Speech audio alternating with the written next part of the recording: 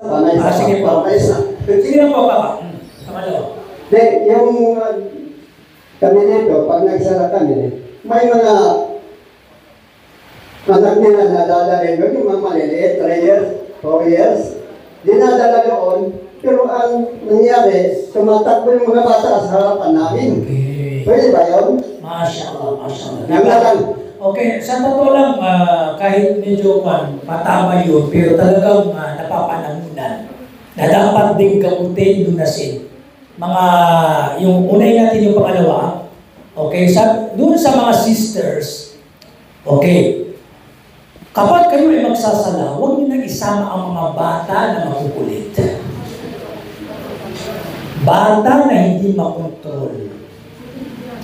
Kasi iba-iba muli ang mga bata eh. May mga bata na basarulero, may mga bata na talagang kahit pahintuin mo, paluin mo, ayaw talaga, mas matigas ang ulo. Kung walang mapag-iwanan sa bahay, huwag mo nang isama sa bahay ka na magsala. Kaysa sa isama mo, ang may sasacrifice mo yung jamaah. Magagambala sila, mawawala yung focus, okay? Nakakadistorbo sa madaling salita. Nagiiyak ka, meron pa na pinapasuso. Parang pinasuso, siyempre, umiiyak yun eh. Kapag may talagang hindi makausap pag hindi mo alam kung ano yung may nararamdaman na sakit, o may nagugutom, o may malanggang na kumagat, kaya umiiyak ng umiiyak. Kahit patahanin mo ay hindi tumitigil. So problema na ang nadidistract yung imam una. Okay?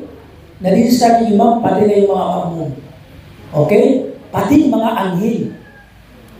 Pati yung mga anghel. Kaya nga, di ba, bakit ipinagbawal ang pagkain ng bawang? Yes, bawang. No, pinagbawal ng Rasulullah. Yung bawang, malakas yung amoy. Huwag kayong tumabi. Huwag kayong pumasok sa masjid. Hanggang sa hindi nyo madalis ay malinis pa. Okay, sa panahon ngayon, mag-toothbrush. Okay? Kasi, nadidistract ang mga anghel sa bagay na kung saan nadidistract din dito yung mga tao.